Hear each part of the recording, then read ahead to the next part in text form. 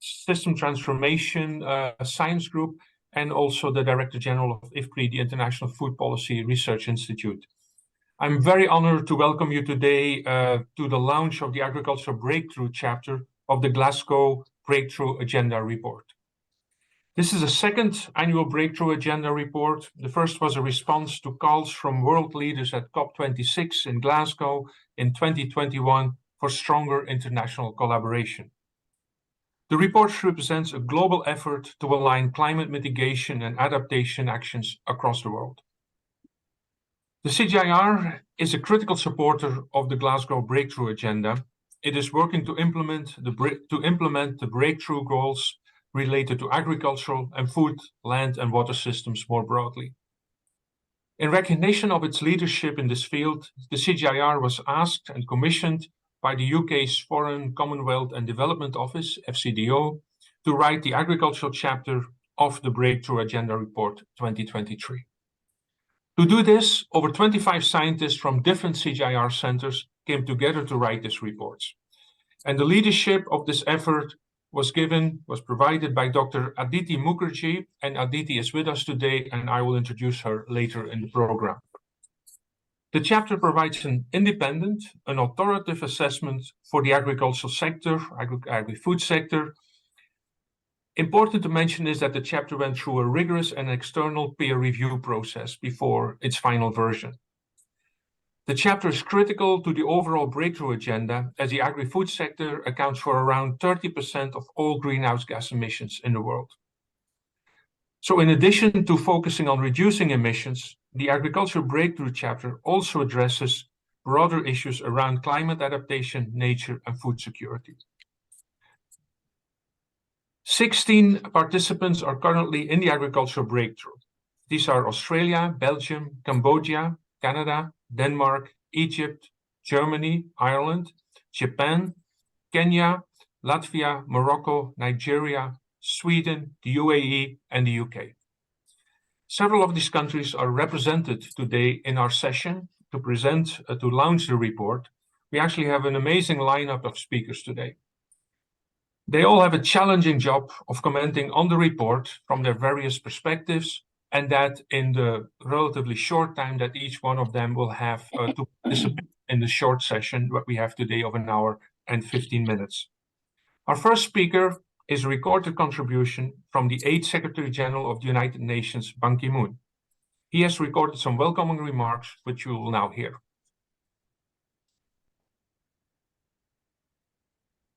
Facing the threat of violence.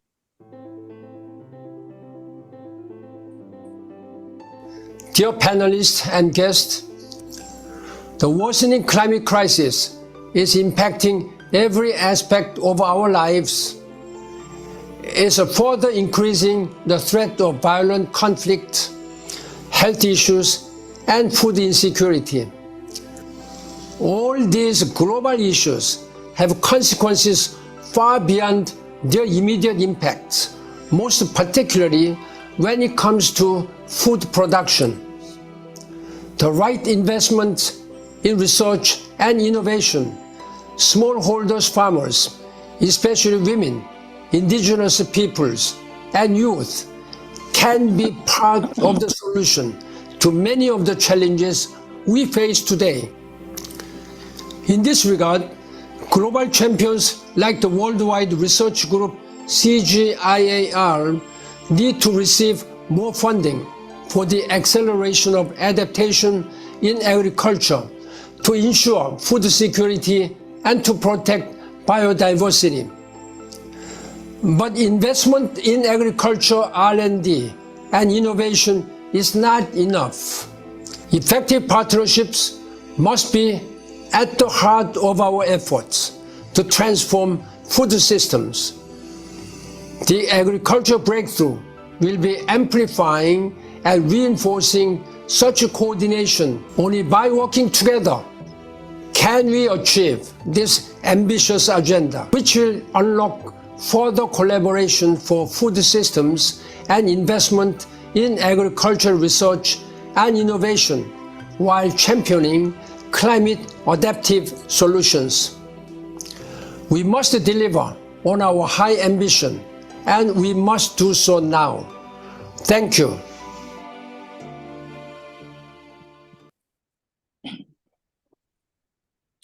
Let me thank Dr. Ban Ki-moon for this great welcoming remarks, and also for outlaying the ambition that we are facing and that also the report has been trying to address going forward. I'm very pleased now to welcome Debbie Palmer. Debbie is the Director for Energy, Climate and Environment in the UK Foreign, Commonwealth and Development Office in FCDO. She will give opening remarks as well, an opening speech on the roadmap to COP28. Over to you, Debbie. Thank you very much, Joe, and good afternoon, good morning, good evening, colleagues on the call. It's lovely to be joining you today at this important event. And I also wanted to send regrets from my boss, Vijay Rangarajan, who was scheduled to join us, but unfortunately has been called away given global events happening. It's very sad global events happening this week. I wanted to start off by reflecting a little bit on the challenge that we face. And for me, I think there are probably three parts to the challenge that we're discussing this afternoon. The first is that we all can see that the current food system is failing to provide sufficient, healthy food for everyone on our planet. It's also damaging our planet, quite frankly, and it's driving dangerous climate change. It's one of the drivers in terms of the emissions. We know that over 2 billion people do not have access to safe, nutritious, sufficient amounts of food. And we know that more than 3 billion people cannot afford a healthy diet. Food systems are the second largest source of climate emissions after energy, accounting for about a third of all global greenhouse emissions. And we also know that agriculture is the biggest driver of forest and biodiversity loss. So that's the first part of the challenge we face.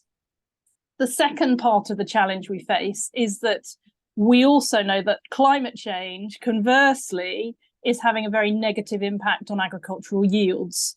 And that, of course, puts livelihoods and food security further at risk. So we risk being in a sort of a downward spiral in this space. We know that climate change has slowed productivity growth of our food system over the past 50 years. That's due to the changing weather patterns. It's due to more extreme droughts and floods. And of course, we've also got more severe pest and disease outbreaks. We've also got over half of the world's population living in households that are reliant on agri-food systems for their livelihoods. So there's a really big livelihoods dimension to this. So that's the second challenge. The first challenge is the food system isn't really going to give us what we need. The second is that climate change is exacerbating that challenge. And then, of course, the third part of this challenge for us is that the scale of this problem is only going to grow because demand for food continues to rise. We can see that population growth means food demand is probably going to increase by up to 60% by 2050. And we also know that if nothing changes, feeding the world's population by that time will mean clearing potentially an additional 600 million hectares, which is the equivalent of about 70% of the remaining Amazon rainforest. So all of these problems are intertwined. And of course, we know that we face a challenging outlook, which is likely to worsen. Against that rather depressing backdrop, if I may, one of the really important parts of the solution to addressing this is going to be international collaboration to meet this challenge. And the Breakthrough Agenda, which we're here to discuss, is one way to make that happen. There will be others, but the Breakthrough Agenda was launched at COP26 in Glasgow. It's now backed by 48 governments, which is fantastic news. And it's a political commitment to make clean technologies affordable and accessible for everyone by 2030. So I'm sure many of you are aware, but the focus is on 5 sectors of the Breakthrough Agenda, which collectively make up more than 50% of global emissions. Those 5 sectors are steel, road transport, power, hydrogen, and fifthly, agriculture. And the agriculture breakthrough in particular brings together now 17 participating countries who are committed to the goal of making climate resilient, sustainable agriculture the most widely adopted option for farmers everywhere by 2030. So against all of that backdrop, I really want to welcome the launch of the agricultural chapter of the Breakthrough Agenda report that was published recently on the 14th of September during New York Climate Reach. It's great that we've got Dr. Aditi Mukherjee here today and Dr. Lorraine Ronchi.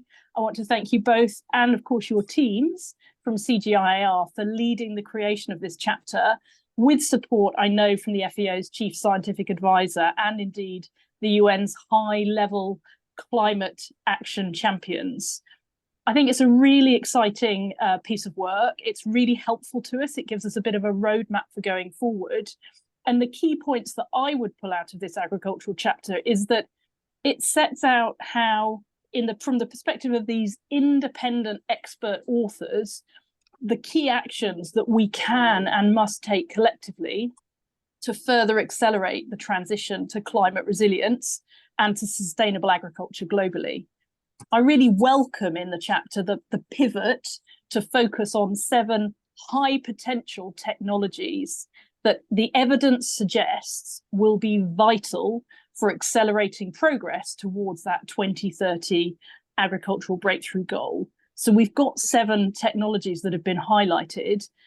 And the report shows us that despite modest progress in some areas, including through sharing policy knowledge and R&D, we're not yet delivering the levels of investment and, frankly, deployment that are going to be required to meet the international climate goals.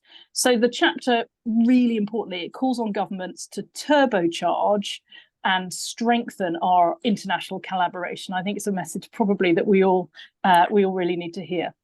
So to look ahead, of course, the next step, having received this really helpful report, is that we are going to need to turn the expert recommendations into a concrete and ambitious international plan to improve that international cooperation around clean, green technologies, sustainable solutions in agriculture. So I want today to really thank the countries that are engaging in this process and have been doing so to date. I want to thank Egypt and the UAE for working so closely with the UK to develop the initial draft priority action plans.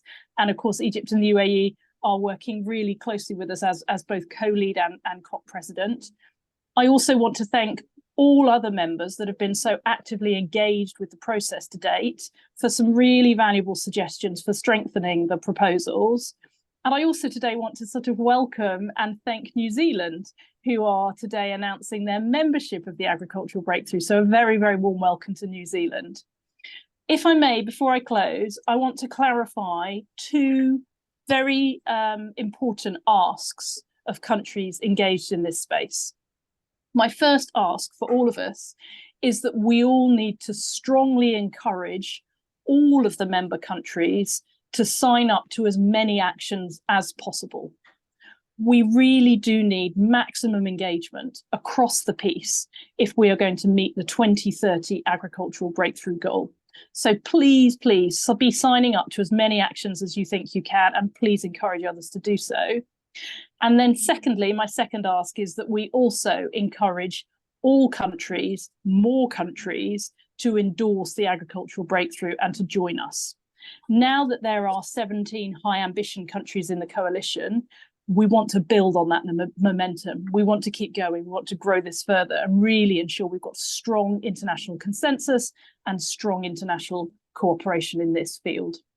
So finally, my very last word is to say that in addition to international initiatives being driven forward by the agricultural breakthrough, here in the UK, we are also leading an 18-month campaign to improve global food security and nutrition. One milestone of that campaign is coming up, and that will be the Global Food Security Summit. And that summit is about making progress towards zero hunger and ending malnutrition. And the UK will be hosting that summit on the 20th of November, and we will seek to focus international attention on addressing the global food security crisis and also helping to boost efforts to achieve zero hunger and end malnutrition. That Food Security Summit, I hope, will help us make progress on the COP28 ambition on food systems transformation ahead of COP28 kicking off then in December. So we hope it will provide a pathway through to the great ambition that's been set out by the COP president in this area. And we really want to thank those countries and organisations who are supporting the summit on the 20th of November. Finally, so we will continue to engage closely with partners across the UK's wider food security and nutrition agenda, ensuring that important work can be carried out in this space and that it gets proper recognition. So back to you, Joe. Thank you very much for having me. And thanks again for the authors of this report, which I think will be incredibly helpful for driving us forward in this space. Thanks so much, Debbie. It is our honor to have you here and to listen to you.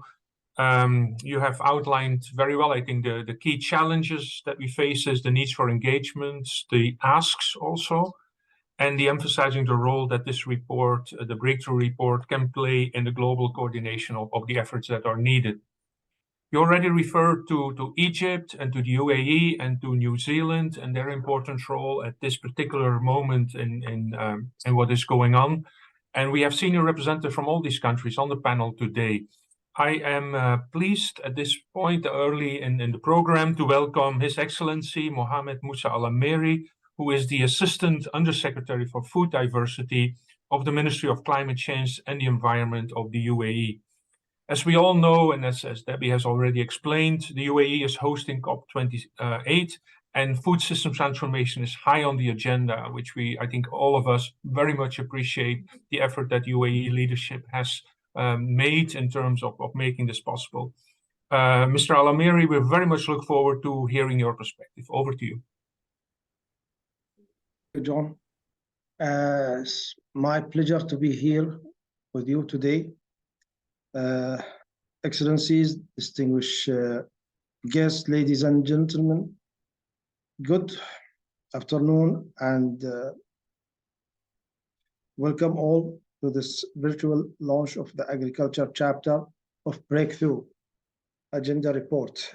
We are, of course, just weeks away from hosting COP28 in UAE, and as we know, that time is running out, and to meet all our goals of the Paris Agreement, the need for united solutions based on action to tackle climate changes is now.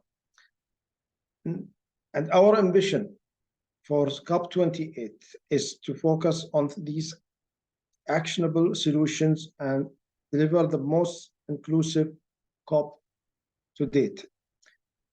As we know, UAE has identified four priorities for COP28: fast-tracking the transition to low CO2 world, fixing climate finance, focusing on people, lives and livelihood, and full inclusivity. All four pillars are inextricably intertwined with every aspect of our mission to mitigate climate change. The discussion on 2024 Agriculture Breakthrough Priority Action today are part of our ambition and will be officially launched during COP28. The relationship between our food and our planet needs it rapidly changed, and today's Agriculture Breakthrough document addresses the most important changes needed. I am delighted to see the strong cooperation demonstrated here today, by UK, Egypt, and the 48th nation who back the breakthrough agenda. But as the report suggested, we must continue to foster closer collaboration to improve food security. Through strong collaboration, we can increase productivity and improve resilience to climate change, but particularly for smallholder farmers, while reducing emissions and protecting the environment. We must also focus on promoting innovation, leverage advanced technology, and of course, remodel finance to assist developing nations in not only mitigating the ravages of climate change, but to help them prepare for future sustainable agriculture. There are some fantastic efforts taking place, but I'd like to thank the report authors for pointing out the great need for increased international climate finance to unlocking the potential for agriculture technologies. In UAE, we have an arid desert climate, limited water supplies, and growing population. And yet, through determination, innovation, and technology, we have achieved remarkable breakthrough. When backed by favorable financing, advanced technology, and international collaboration, we can convert the potential that exists into real solutions. Together with the Innovation Commission, the UK, and other partners, we are working on preparing scalable innovation bundles and have commitment to scale in meaningful way.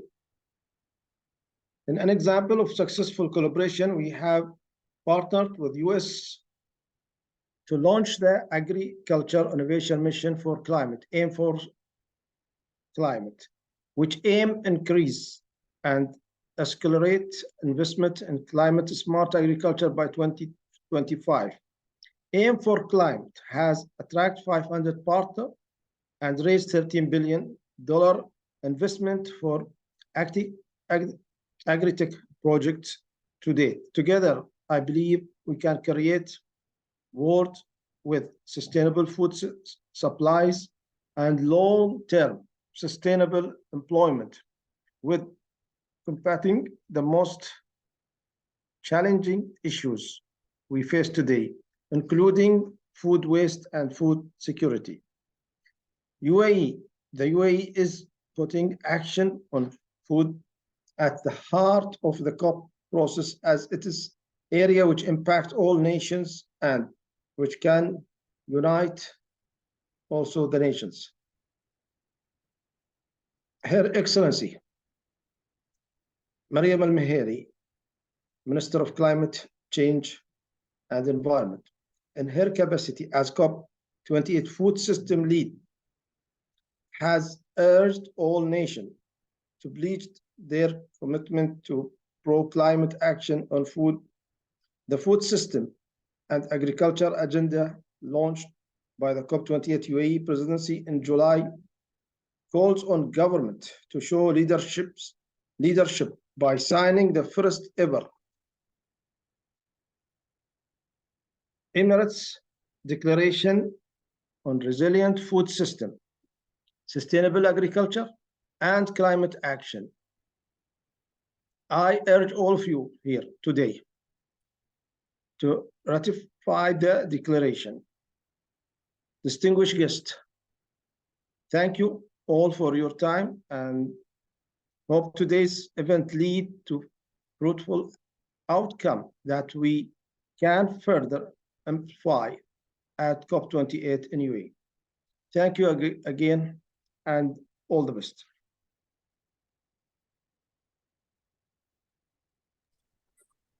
Thank you so much, Your Excellency. Thank you so much for being with us. Thank you for sharing your views and your thoughts. And thank you and your minister and the UAE government for your leadership in both this process and, of course, in the build-up to and the organization of COP28, which will play an important role in this entire process, taking us further in our very important agenda in this really critical area. With that, I will now turn to the authors of the report, and particularly to Dr. Aditi Mukherjee, Aditi is the director of the CGIAR's Impact Area platform on climate change adaptation and mitigation. She plays a very important role as such in the entire CGIAR system. And she is the lead author and also the leader of the team that put together or that wrote the report. And so we look very much forward to hearing Aditi's presentation. She'll present the findings and the main recommendations of the agricultural chapter. I should say that mention for all of you on the call here that you should take a look at the chat, maybe the website chat, because there is a link to the report. We will also there have a link for how to tweet about the report and the tags that you could use there. And with that, Aditi, I'm turning it over to you. Thank you, Yo, and thank you all the distinguished speakers for a very excellent introduction that obviously makes my job much easier. So I'm presenting it in behalf of our other authors. Some 25 authors from all across the CGIAR centers contributed, and many of them are today participating in this as participants. So hello to everyone. So I think Debbie from FCDO, she's already talked about why agriculture. I don't want to go into much detail, but actually various estimates show that agriculture contributes as much from 23 to 42, depends on what you include, but the general consensus is around 1/3 of global greenhouse gas emission. But at the same time, agriculture is also particularly vulnerable to climate change because this is where majority of the smallholder farmers eke out their living. So this is one of those sectors that is very much at the forefront of the climate impacts, but also causes climate change, so making it very tricky. If you look at it, the sources of emissions in this sector comes from agriculture, land use, but also of late recently, a lot of the emissions in the sector are coming from processing, energy, industry, transport, etc. So emission reduction targets have to be around all the various parts of the value chain. At the same time, the IPCC, in which I was also involved, said unequivocally in a synthesis report earlier this year that unless there are immediate deep emission cuts in every sector of the economy, including the agri-food sector, we will miss the 1.5-degree target. So there is only now a very narrow window still open for that, and agriculture has to be a part of that. Yet, other studies are showing that if you are doing stringent mitigation in the agriculture sector without really being context specific, then it can also compromise food security for some of the poorest, particularly in sub-Saharan Africa and South Asia. So these are some of the studies showing that actual impact, negative impact for mitigation can be higher than even the climate change impacts. So which means that we are in what we call a bit of a catch-22 situation. Mitigate we must, but we must mitigate very, very carefully. And this is where actually a lot of the trade-offs and synergies comes, because we cannot mitigate without being very context specific. So this is where I think the breakthrough becomes so important, that technological and policy breakthrough should lead to a just transition. And throughout this report in this year, the theme has been around just transitions in the agri-food sector.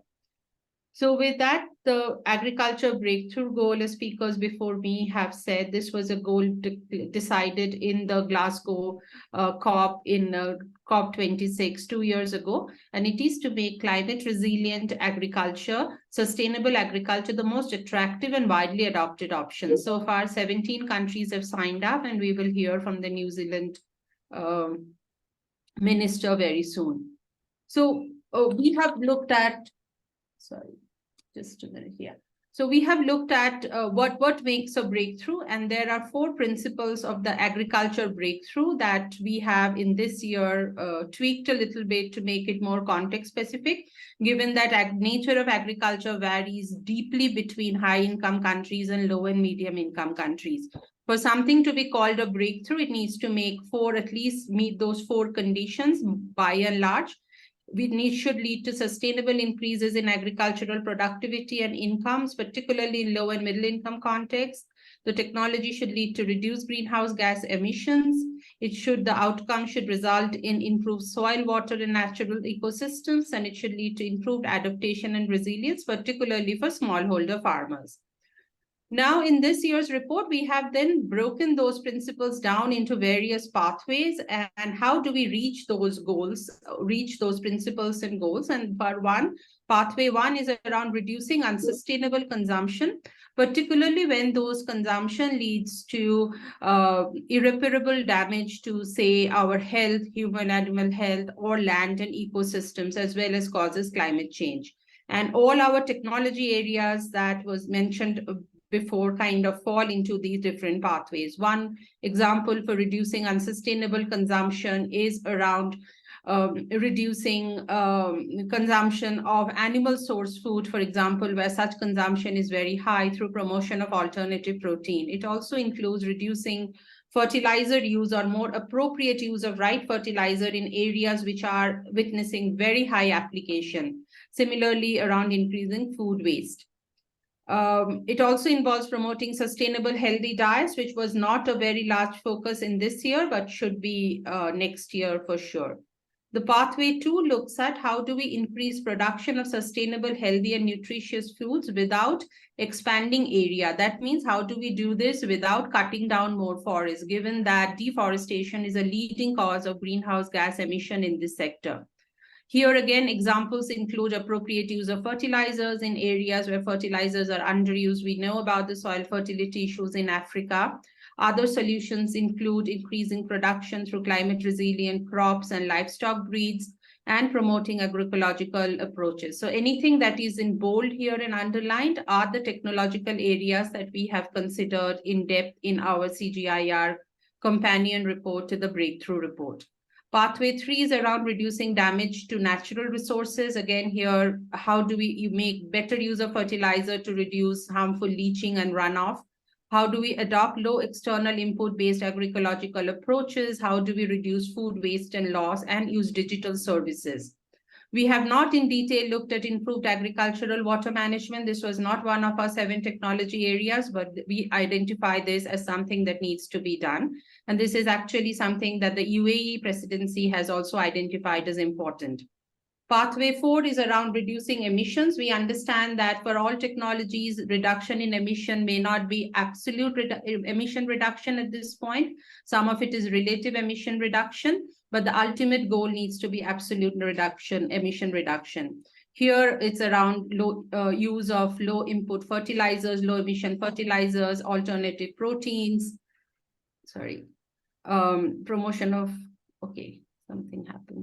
Promotion of alternative proteins, reducing food waste, etc. We have not looked at reducing methane emission from rice paddy, again, something that needs to be looked at.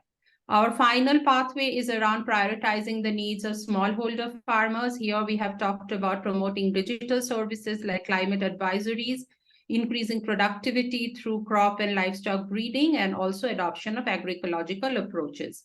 We also need to look into investing in social safety nets for smallholders, which the next year report should do.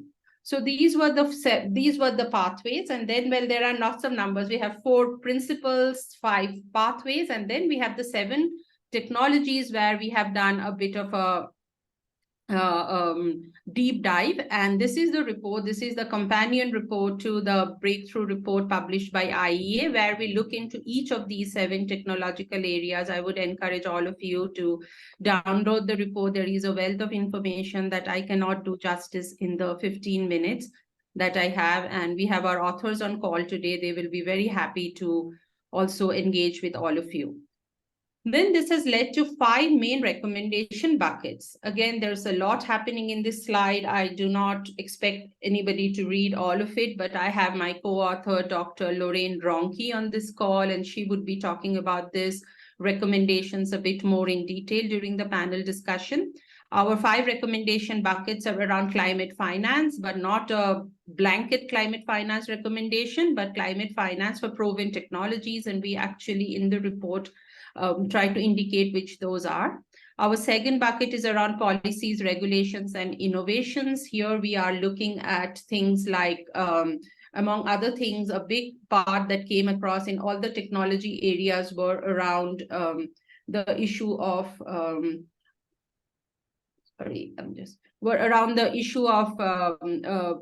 redirecting subsidies to support agriculture. The third is around the need for unified metrics indicators.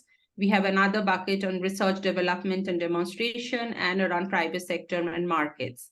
So we will come to that, but in the remaining few minutes that's left to me, and I did have my watch on there, it stopped for some reason, but I just wanted to go through very quickly through each of these technology areas, not really going too much into detail of why it's important. Fertilizer is important because it's a major source of not only greenhouse gas emission, mostly nitrous oxide, but it's also one of the causes for soil and water pollution. In the fertilizer one, for example, we know that 75%, 60 to 70% of the emissions comes when fertilizers are applied on the field, versus 30% happening during production. So there are technologies and approaches available. Everything in orange is things that you can do when fertilizers are applied on the field, versus in the green are the ones that we can do to reduce emission intensity of fertilizers. Then we have a whole lot of fertilizer-specific recommendations that I will not read out. This presentation will be up and shared with everyone. Similarly, with alternative protein, it's important because proteins are a great source of nutrition, but animal source food are also highly carbon intensive, and when consumed in excess quantity also have negative health connotation. So alternate proteins can help do some of those nutrition benefits without the environmental impacts. Here in alternate proteins, we look at 4 types of alternate proteins: plant-based, microbial fermentation-based, cultivated meat, and insect-based, and looks at the pros and cons and the barriers for each one of those. Then our third area is around reduced food waste and loss. And I think most of you know who have joined this call that if this was a country, food loss and waste was a country, it would be the 3rd largest greenhouse gas emitter. And this statistics has been true for the last 10 years now, which means that this isn't really going away anytime soon unless we put much more concerted effort.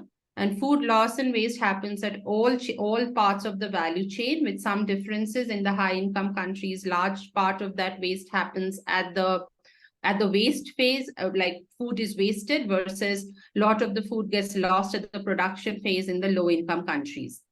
Here in this chapter, we look at the various points in the value chain and what can we do to reduce food loss and waste. So right from the production to the consumer, and accordingly have crafted recommendations around the food loss and waste. So all these recommendations at the end get bucketed across those 5 major recommendations that Lorraine will talk about a bit more. In crop and livestock breeding, we actually look at in this chapter about how can crop and livestock breeding rise up to the challenge of both breeding for climate adaptation as well as breeding for mitigation. And these are some of the things that, like, what are the advances in breeding for heat, drought tolerance, flood tolerance for insects and pests, or how can we breed even animals for lower methane emissions? That's the work that's happening in many of our CG centers. And we find that almost all breeding for mitigation also has adaptation co-benefits. There are, again, a series of recommendations, mostly around research and development. Our 5th area has been around reduced methane emissions from livestock. And here the interesting part is there are 2 parts to the methane emission in livestock. One part that comes from the animals itself, that's the enteric methane emission, and that actually in majority of the low and middle income countries contributes to around almost 88% of the total emission. The rest comes from manure. And while in some of the more industrial facility, manure is still a very significant source of emission. Here in this chapter, we look in detail across various production systems. Some of those are production systems in high-income countries. Some of them are pastoral production systems. What are the different strategies for reducing methane emission from enteric emissions? Similarly, what are the technologies and approaches available for methane emissions from the manure management side of the emissions, which is a small portion, but still with a lot of significance, because this is where circular economy and reuse of some of this to generate energy also comes through. Then our last two approaches are around agroecological approaches. This is very important given its overarching nature, how it has got emphasis on mitigation, on carbon sequestration, but also on building up of adaptation and capacity building and resilience. Here we have looked at more concrete technologies within this. How do we improve resource use efficiency? How do we decrease external inputs by substituting with other available inputs? But on the other hand, we have also looked at, very importantly, at the enabling environment, because a lot of it will be about how do we work together in co-creating knowledge and implement some of the inclusive business models. So the chapter has more detail across each one of these. And now I'll come to the last of our deep dive areas, which is around digital services. In this, we have focused largely on smallholder farmers and actually illustrated how each of those technologies and approaches we talked about can be made available to smallholder farmers through use of digital services, be it optimizing fertilizer use, improving, improving irrigation efficiency, etc. So the things we look at here in this chapter are applications for genetic innovations, applications in crop insurance, market advisories, weather forecast, and in flood and drought monitoring. And then, as I said, all these recommendations are then bucketed across those 5 buckets. And then in the main chapter, that is in the IEA published book, we have tried to focus on, which needs investments, which needs more R&D, which my colleague Lorraine will talk more. So I thank you all again for this opportunity on behalf of the entire CGIAR author team. Also acknowledge the crucial role of the Agriculture Chapter Steering Committee, all of who are present here, and the funding support from FCDO. Thank you, and back to you, Yo. Thank you so much, Aditi. That was quite an effort. I mean, it's a very rich report, particularly also with many of the detail in the background report to which you referred several times. And I was quite impressed how you were able to cover all of the issues and the different components, actually, of how you looked at this in this short time that you were allocated, or you allocated yourself in a way in here.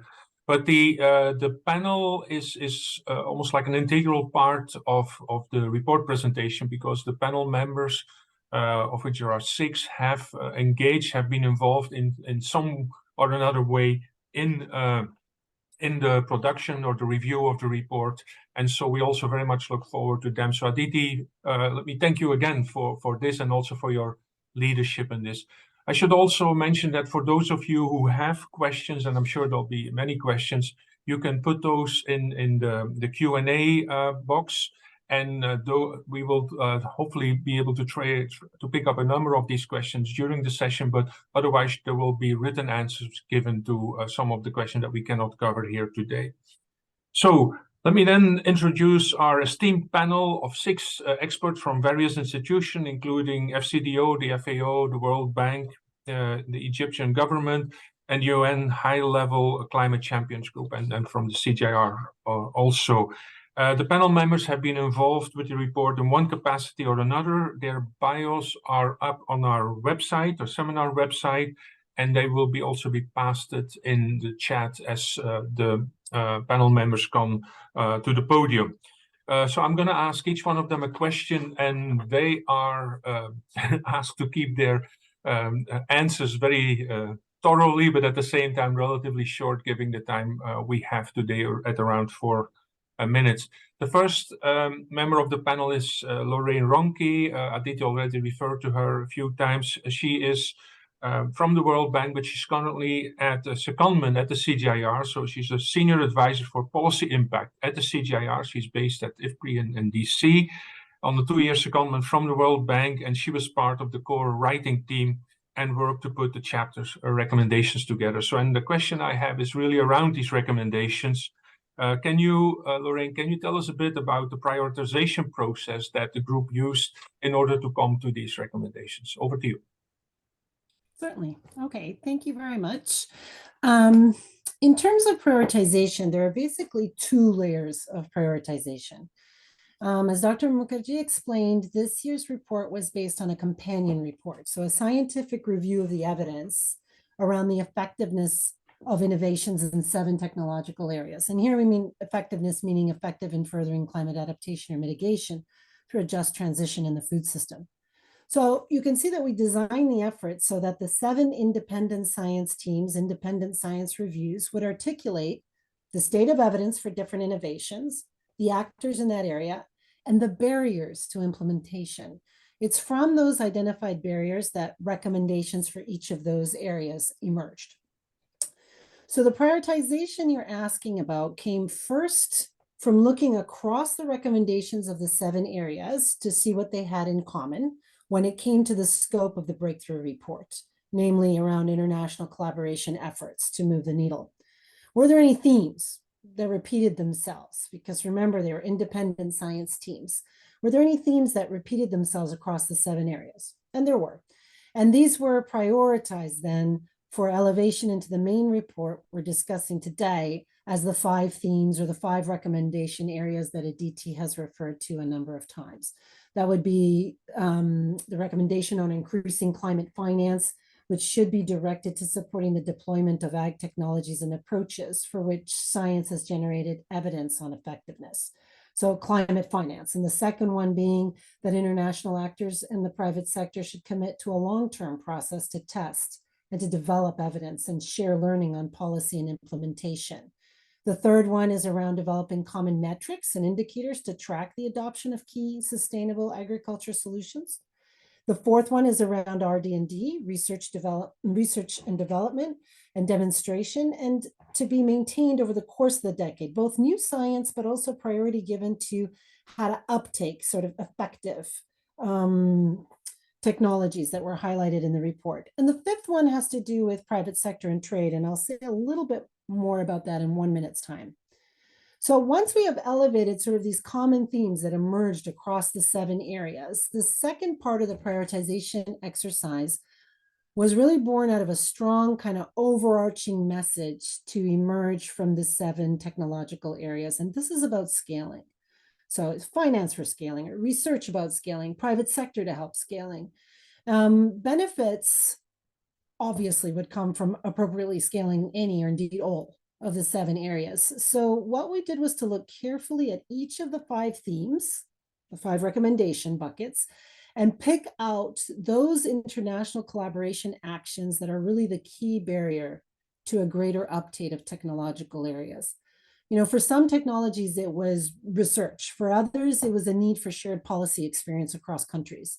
And that is how the different technologies found themselves prioritized in one or more of the different recommendations. And obviously, because in so doing, they would contribute to all 4 principles for agricultural breakthrough for a just transition. Maybe, Yo, I'll take just one example in the interest of time of this process that I've described. So if you take recommendation 5 on private sector and trade, something that was obvious across the 7 areas was the potential role of the private sector as key to scaling climate innovations on the order that we need. And we prioritized those technologies and technological areas and approaches for which the time was ripe and for which international collaboration could really make a difference. So we included here those priorities that would enable markets to function properly so that the private sector would be best enabled to invest in scaling key climate innovations. You know, markets include consumers, producers, and the enabling policy regulatory environment. So priority was therefore given to those technological areas where one or more of those market elements were really constraining scaled uptake of technologies or strategies that would be so beneficial for the agenda. So, for example, international standards and regulations around new products like newer low emission fertilizers to facilitate trade in these, or an international effort to standardize consumer information that conveys the agroecological or sustainably grown conditions of a product. Why? To provide more accurate market information, more informed consumer choice, and therefore support better working market signals that are aligned with the climate agenda. So this was kind of the process that we went through each one of those 5 areas and how they may have been prioritized. I'm looking at the time to see if I can illustrate with another example, but I think not. So we have other panel members we're all keen to hear from, I think. So I'll just end by saying that I think you landed on a prioritization question because you recognize how very important and difficult that is to do. And we do also have that companion piece that Aditi mentioned for sort of the fuller treatment of all the recommendations. So I hope my answer clarified our process a bit. Thank you. Thanks very much, Lorraine. I think your answer didn't clarify it a bit. It actually clarified it a lot, I think, in terms of the process that you used or the group followed. And I think also what was very important for us to learn is how these the priorities and the major constraints that you identified differ for the different types of technologies. And I think that's very important. Obviously, to understand how you got to that, but also the way you have prioritized them and identified them for the people who are going to use the report to take forward. So thanks very much for this. Our second panelist is Rachel Lambert. Rachel is the FCDO's lead for this report, and FCDO has obviously been more than a crucial partner in this, because if they wouldn't have commissioned this, the report would have not been there. So Rachel and her colleagues have been not just done that, but also they've been instrumental in translating the recommendations to policy actions. And so my question is about that. Rachel, if you can tell us a bit about the process through which the recommendations have been translated to policy actions, and also what you expect from the 16, now 17 signatories of the Agriculture Breakthrough Agenda. Over to you. Brilliant. Thank you, Yo, and thanks so much to the report authors for a fantastic job. I think really commend the report to you. It's incredibly rich. The companion report is just full of very valuable detail and the sorts of detail that we can really draw on as we plan investments and programs. And a very warm welcome to New Zealand as well, who've just endorsed the Breakthrough Agenda. So what are we doing to turn this into a concrete set of actions, and what's the process between here and the COP? We have been with Egypt as the co-lead and the UAE. We've been working closely over the last few weeks to digest the recommendations and to develop ambitious priority actions for 2024 in response to the report. And we are focusing on things that can be done in the near term that are concrete and where international collaboration can help accelerate progress specifically. So we're pulling that together at the moment. We're really trying to focus on areas where we can identify an international initiative or partners who are working in that space, and the report has identified many of them and gives us some very clear steers of where we can be bringing our focus to crowd in additional investment, to build research and innovation systems, to share knowledge on what works, and to help kind of reach crucial mass and sort of reach tipping points in those technology areas. We're not trying to create new initiatives or duplicating work. What we're trying to do is amplify and strengthen and focus our activity across the current landscape and kind of accelerate action there. So that report will be finalised with member countries in the next couple of weeks. And we're asking member countries to identify which of the recommendations they're signing up to and which of the specific actions they support.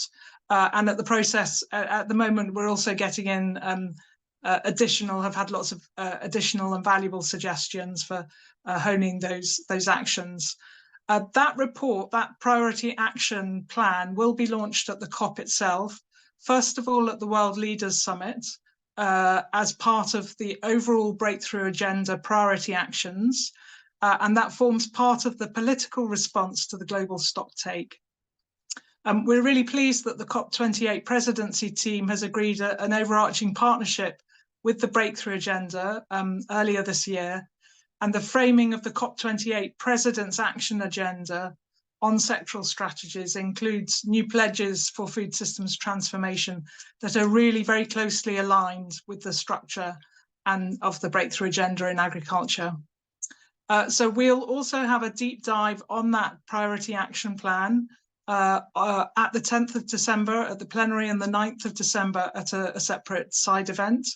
And we're working very closely with UAE to make sure that translates into announcements that are carried through to the COP and beyond that. So what can members do? What's our ask of members today?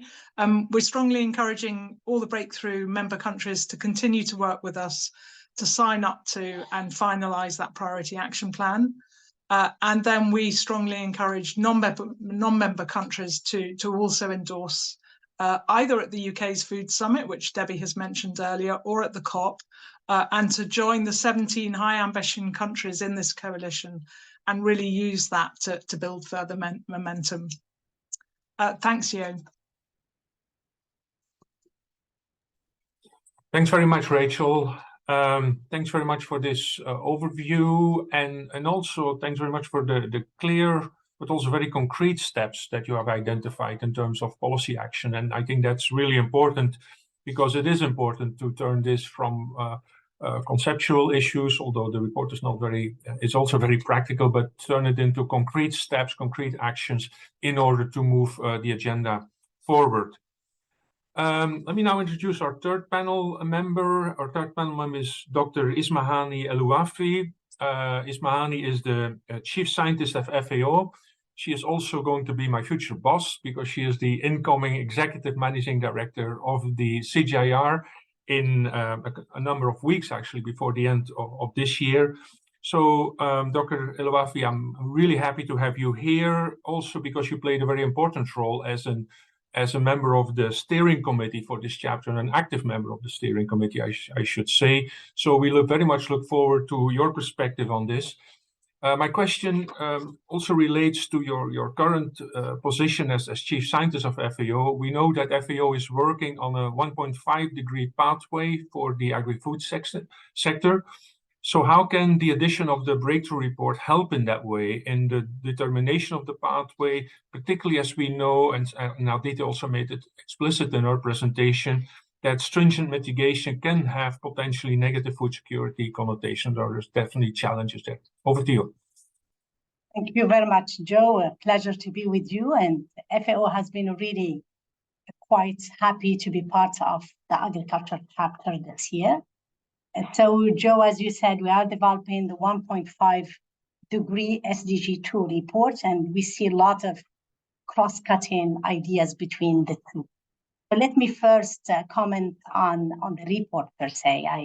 I would say that I like very much the report. I like the fact that it emphasizes on the need for a just transition when we talk about agri-food system transformation. I like that the fact it has kept throughout all the recommendation and all intervention that it has to be context specific. And also it has clarified that really sustainable food system and agricultural practices, if they are sustainable, they can adapt, they can build resilience, they can mitigate emission, and it can ensure food and nutrition security while reversing a little bit the environmental degradation. I like the fact also that it talks about that the transformation to tackle the climate crisis can only be reached by scaling up investment.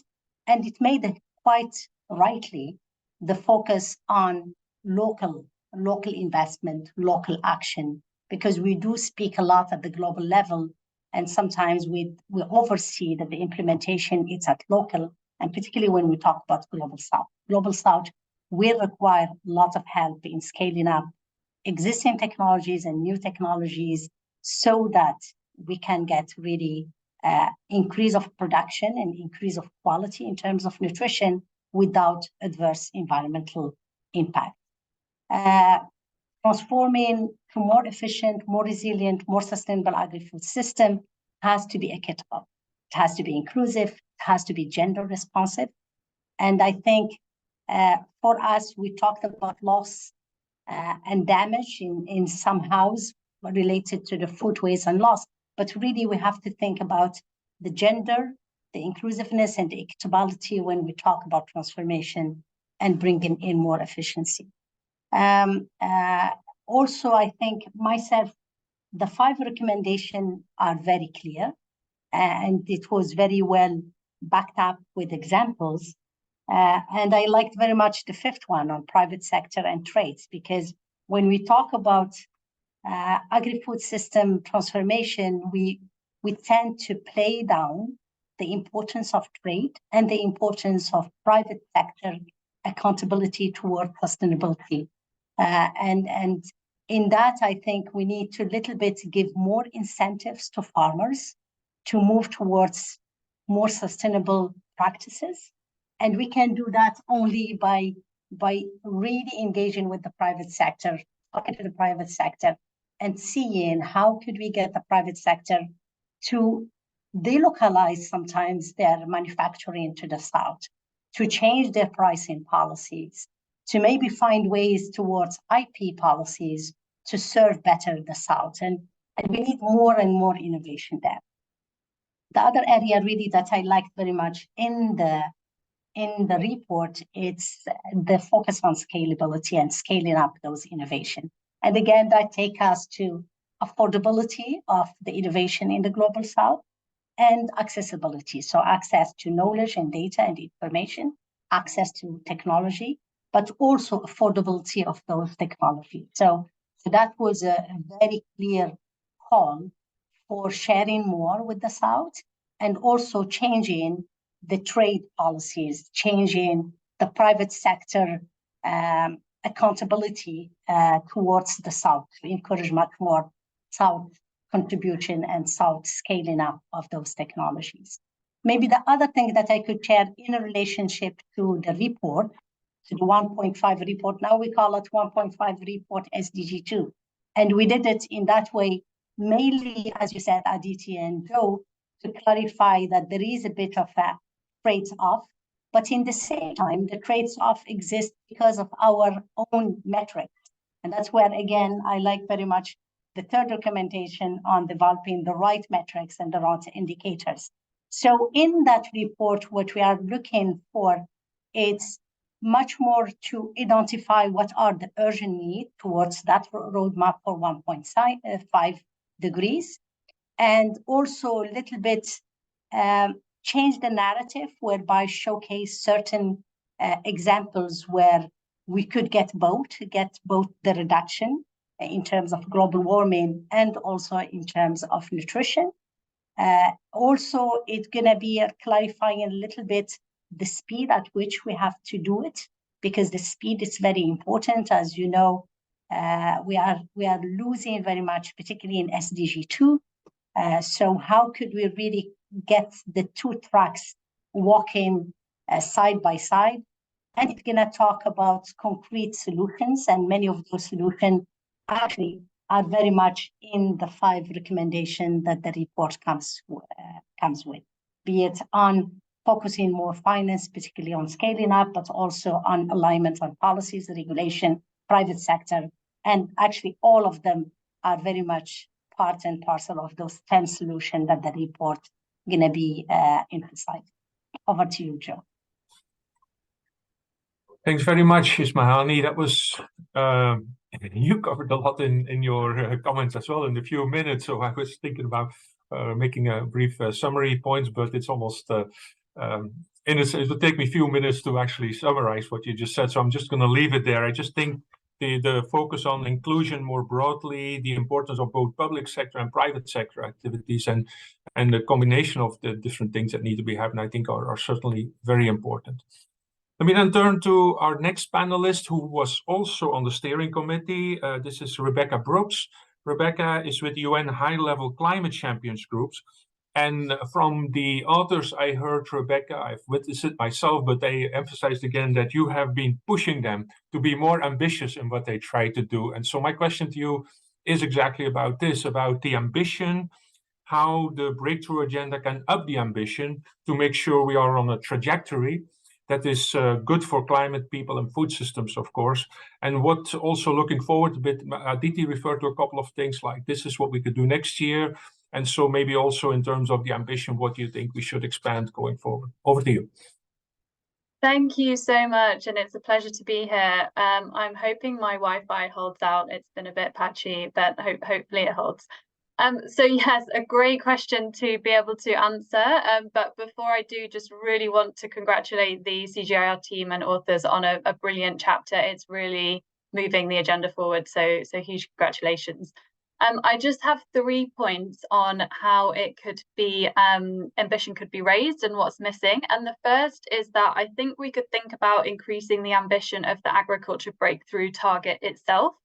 So the starting point that climate resilient, sustainable agriculture being the most attractive and widely adopted option for farmers everywhere, and defining a more holistic set of metrics to measure progress against it. So as we know, target setting is a hugely important part of pushing ambition. And I think the agriculture breakthrough is really well placed to do this and ratchet this over time. And we've got a brilliant starting point. It's a great starting point. But can we increase this ambition even more? Can we include a quantifiable goal and more specific definition of what we mean by sustainable agriculture and the assumptions underpin it? And the report does a brilliant job in moving that forward. And I think the metrics to measure this should cover the interrelated and interlinked objectives we need for food systems, not just across climate, but for nature and human health as well. And it's brilliant to see we've already got some of this in the chapter, indicators on biodiversity, soil, water, natural ecosystems, given the critical connections between food production and the nature upon which it depends. But can we go even further to capture human health indicators such as antimicrobial resistance risk and zoonotic disease risk, for example, that we know are associated with our current food system, and more indicators around equitable livelihoods for farmers? It's fantastic that CGIAR's called out the need to develop this further at the end of the chapter. And yeah, just huge thanks to the team for pushing that forward. The second is, could we take a more food systems approach when identifying the technologies and assessing their potential impact and implications? So we know we need to think not just about how can we grow more of the same food with less of a footprint, but what kinds of food are we growing, where are we growing them, and at what cost to enable everyone to access healthy diets? And obviously deploying technologies is a hugely important aspect of this, but we need to make sure we've got the financial policy and market incentives in place to enable these technologies to be appropriately embedded and scaled up. And governments have a huge role to play in creating these conditions and incentives. So perhaps we could also go deeper into the chapter in our understanding of which technologies make sense across different geographies and contexts, especially places in the global north where there's an oversupply of calories that's unhealthy and unsustainable, where we may need to focus on shifting diets rather than increasing efficiency of production, for example. And it could also be helpful in the next chapter to make clearer the potential absolute GHG reductions of each technology and the implications of using these. So we have that information when selecting these technologies to deploy. And the CGIAR annex accompanying report does a brilliant job of doing this. So can we go further as we do a deeper dive into those technologies? For example, there's some animal welfare concerns related to livestock breeding and productivity improvements, and some technologies may tend towards intensive production systems, which we know have more of an adverse impacts on biodiversity loss, animal welfare, and antibiotic resistance. And then third and finally, could we push for more urgent action on policy reform, particularly repurposing subsidies and trade? So obviously this is the hardest and some of the most impactful areas, and governments can do a lot on this individually and collectively. And it would be brilliant to see next year's chapter go deeper into how governments can take action to create market incentives that ensure enough rewards for farmers to change their practices and the foods they're growing. And we need active cooperation on trade and supply chain reform to ensure market access for sustainably produced goods. So I'll stop there, but just to say again, the CGIAR team have done a brilliant job of moving all of these things forward. Really keen to go deeper into that in the next chapter. Thanks so much. Thanks very much, Rebecca. I think it's this is a very challenging area where we're working in, and being very ambitious is very important to address all the things that we have to address. So you also referred at the end about public policy and changing incentives. We'll come back to that with the last panel member who will speak about that more explicitly. But now the fifth panel member, we're very pleased to have somebody here who is not on the side of the implementation of the recommendations and the action that needed to that the report is talking through. So the fifth panel members is Mohamed El Gamal. He is the Deputy Director for the Climate, Environment and Sustainable Development Department of Egypt's Ministry of Foreign Affairs. And Mr. El Gamal, we are very pleased to have you here, as Egypt is a co-lead of the Agriculture Breakthrough Agenda, and with all other countries having signed on now. So we look very much forward to hearing from you how you and your government are planning to take the recommendations forward. Over to you. Thank you, Johan. And first of all, I would like, on behalf of the Egyptian COP27 presidency, to express my most sincere appreciation to my colleagues from UK for the effort done in Breakthrough Agenda, and I would like also to extend my appreciation to CGIAR for exerting this huge effort in writing the agriculture chapter of Breakthrough Agenda Report 2023. It's a matter of fact that reflects clearly the leadership of CGIAR in the field of agriculture across the globe.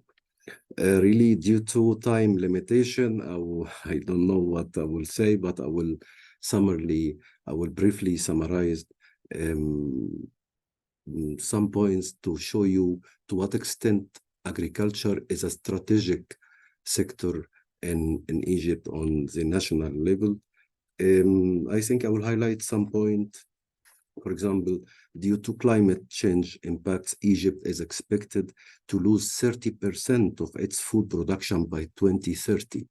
It's very important for us. That's why we are addressing climate change consequences in order to avoid this reality. Adding to that, Egypt is a hyper-arid country and one of the most driest countries in the world in terms of rainfalls level, and the situation will be exacerbated and aggravated by telling you that Egypt is a net food importing developing country.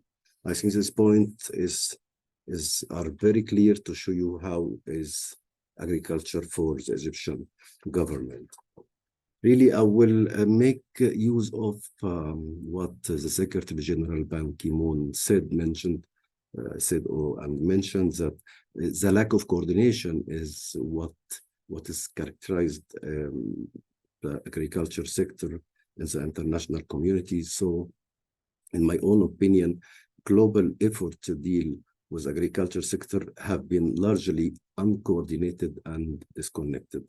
And this reality was resulted in limiting our ability and possibility to maximize our efforts and initiatives across the world in the agriculture field. And I highly believe that agriculture breakthrough agenda is designed to avoid this fact and to address the gaps of coherence and collaboration in promoting and implementing high integrity priority actions.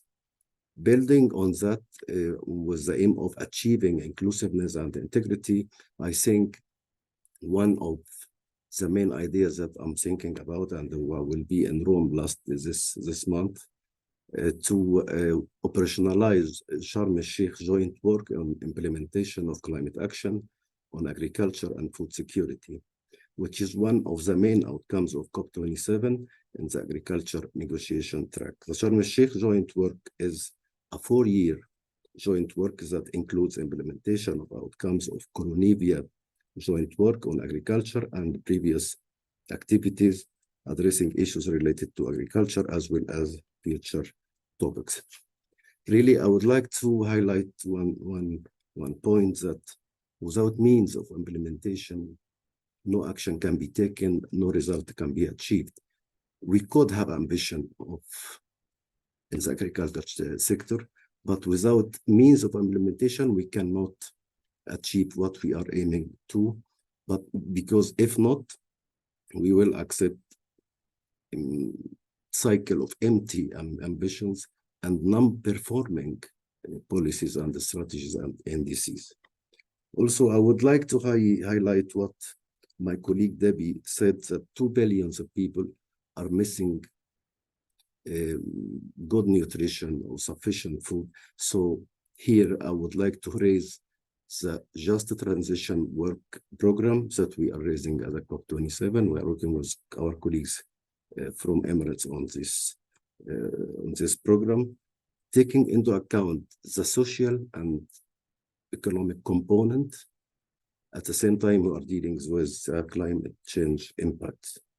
Also, we have finance. We have to improve our ability to attract finance, to mobilize private sector to take part in our efforts. And I think due to time constraints, I think I have to stop here. And we are committed seriously to engage with you, our colleagues from UK, from Emirates, and all the other countries which are members in the breakthrough, in order to take forward the targets and to achieve what we are aiming to. Thank you very much. Thank you so much, Mr. El Gamal. And let me also use this opportunity to thank you and your government very much for your leadership, not just on this Agriculture Breakthrough Report, but on the COP27 and the agenda, the process more generally, which of course is extremely important, leadership there in order to make all this work. So with that, I'm turning to our last panel member. Our last panel member is Madhur Gautam. Madhur is an agriculture economist at the World Bank. Madhur has been an external reviewer of the report, but he has been very active. He's played an important leadership around the repurposing agricultural subsidy agenda, I should say. And so we look very much forward to hearing his views on this area. So repurposing agricultural subsidy to finance climate resilient agriculture runs a bit through the document. Several people on the panel also refer to it. So Madhur, my question is whether the World Bank is seeing much, or you are seeing much progress on this front, or what you think that needs to happen to make this more effective going forward. Over to you. Can you hear me? Yes. Okay, great. Thank you, Yo. Let me start first by saying I'm delighted to be here, and thanks to the organizers for the opportunity to join the panel. I also want to join the others in congratulating the authors for an excellent report and the clear and practical recommendations that they come up with. Coming back to your question, yes, we are seeing significant progress. A lot more needs to be done, but I think we have a very good start in terms of what we are seeing, both at the global level and at the country level. Again, given the time constraint, I'm just going to focus in on a few points, and happy to follow up and discuss in more detail as needed. First, at the global level, repurposing in various forms, maybe not in the specific terminology, is very much at the heart of global dialogues at the very highest level. The role of incentives is critical, as we know, and has already been highlighted in terms of directing the trajectory that our food system takes. We need more finance, and in making sure that the incentives are correct and the public support is actually targeted towards the optimal uses is a central part of the theme. Even as we try to mobilize more finance, we have to make sure that the 800 billion that we are now targeting at agriculture is properly spent and does the right things in terms of resilience, sustainability, productivity, all the things that the report actually highlights. And then, of course, there is the incentives for all of the actors who are all in the essentially private sector move this. And this is a recurring theme now at the UN Food System Summit and Agriculture Food System Forum, the UNFCCC COPs, COP26, 27, and I believe it is also going to be quite an important element of COP28 discussions, and also in sort of informing meetings of the World Bank, IMF annual and spring meetings, and the G20, G7 agendas. Second, at the global policy dialogues that the World Bank and the UK's FCDO have hosted since 2020 have a strong momentum behind them. We have now had 12 such dialogues, and 49 countries have participated in them. There is a strong interest among countries to share and learn from each other on the practical policy pathways to promote more resilient, sustainable agriculture. And here, the Agriculture Breakthrough Report is a huge benefit in terms of clearly articulating some of these pathways and what countries can do, how to go about doing it. Third, the global dialogue and consensus is vital. And I think as Mr. Gamal just mentioned, policy action really is at the country level. So on this, I want to have 3 observations. One is that seeing the frustration. What we are seeing is a lot of frustration among policymakers on the lack of meaningful impact of the substantial support that is currently provided to agriculture. This was most clearly highlighted at the Africa Agriculture Leadership Dialogue in Lusaka in June, where the consensus among 18 ministers from 18 countries was that despite increases in public spending for agriculture, they were not seeing results on productivity, food security, or rural livelihoods, or certainly not the results they would like to see. So they expressed a strong desire to repurpose towards providing more critical services and using money more effectively by investing in R&D, extension services, soil testing, etc., in terms of making the food system more responsive and responsive to the needs of the countries. This is translating into 2 things. One is strong demand for technical support from different countries, and we are now working with about 30 countries in sort of analyzing their policy frameworks to understand what needs to change. Without this, the countries need the evidence base to identify what it is that they need to do, where do they need to go, and what are the options. Second, countries are actually starting to take action. A lot of countries, and I can go through a number of things from Uzbekistan to India to Brazil to China, Vietnam, Ghana and Malawi. A lot of countries are looking at many different programs on repurposing, shifting their support from the way they have done things traditionally, but they are now seeing negative impacts towards shifting towards a more sustainable, more resilient programs and activities and things, manners of support, mechanisms of support that they can provide to their farmers. For example, India is moving from costly fertilizer subsidies to encourage more use of alternative fertilizers and reduce overall fertilizer use. Ghana is shifting from direct input subsidy to smart input credit to help build markets and reduce the incentives of farmers to overuse or misuse fertilizers. Malawi, which has 70% of its budget tied up in agricultural input subsidies, is now looking very closely at the AIP program to make it more efficient and well targeted, so that they can actually use some of the spending that they are providing for this program to shift it towards technical services, promoting green fertilizer mix and promoting soil health. So I can go on several such programs across other countries.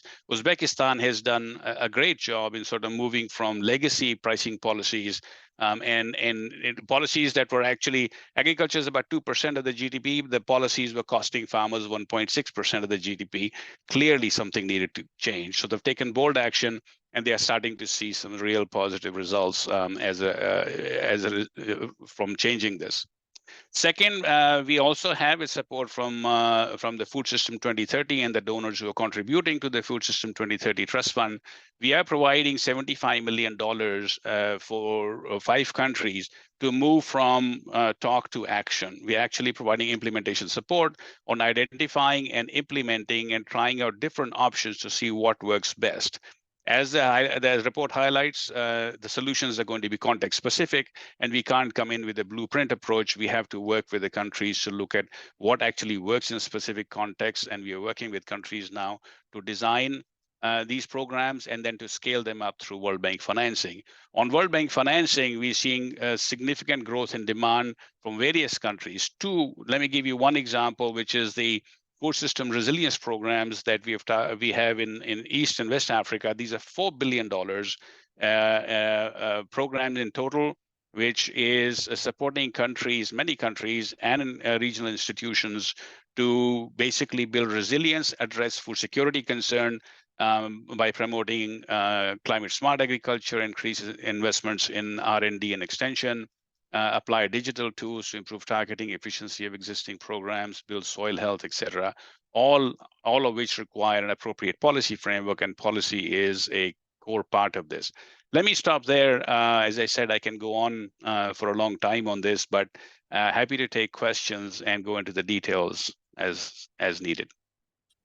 Thanks so much, Madhur. Thanks for your enthusiasm also coming in on this topic and for the very clear examples that you gave. I mean, it's a very difficult agenda, but I mean, I'm very encouraged actually by your intervention and to say how it is actually being implemented, both at the global level, but also in very specific countries, both in the and policy reforms in the global south and the global north. So I think that's very encouraging. We have really used up our time and your time more than planned. We have a final intervention from the Minister of Agriculture from New Zealand, who is the latest signatory to the Agriculture Breakthrough Agenda. We will end with that. I had a list of notes here of summary. I'm not going to do this because we've used up the time, as I mentioned. So I just want to thank everybody here on the panel, the presenters of the report, the welcoming, the setting the agenda speakers, and particularly also all our panel members who I thought were really very nice complementary interventions to the report itself. Thanks again, Aditi and your team. And with that, I'm going to give the last word to the most recent signatory to the Agriculture Breakthrough Agenda, which is Mr. Damien O'Connor, the New Zealand Minister of Agriculture. Tēnā koutou katoa. Thank you for the opportunity to address you all virtually. I'd like to first acknowledge the United Kingdom as chairs of the Breakthrough Agenda. In order to transition the agricultural sector to low emissions, climate resilient production, we must all scale up our domestic and international action. This is why I am pleased to announce that Aotearoa New Zealand has joined the Agricultural Breakthrough.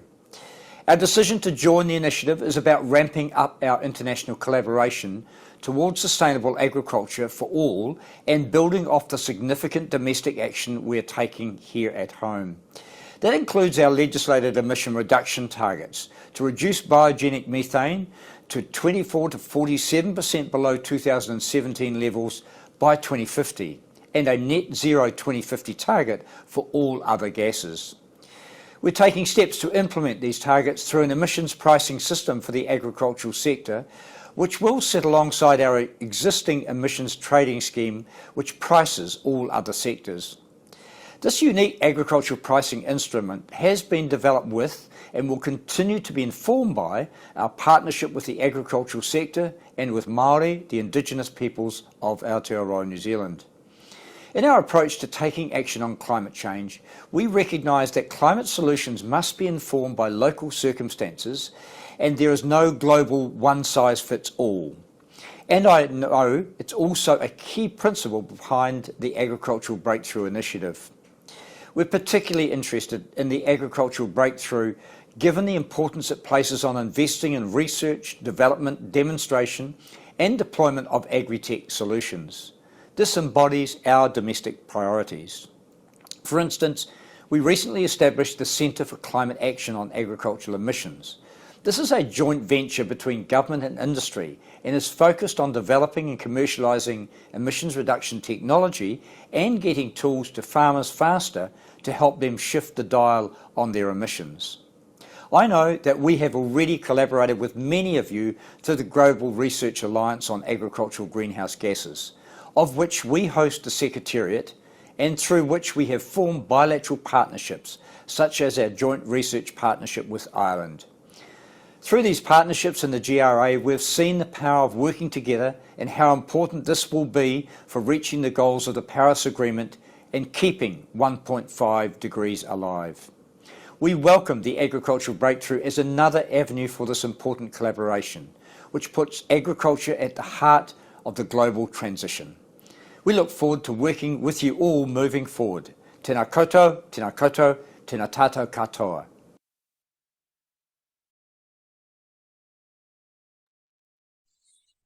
These were nice closing words, I think, to our session. Thank you all once again. I say goodbye to you, and I think I will see many of you in Dubai maybe. So see you then. Bye-bye.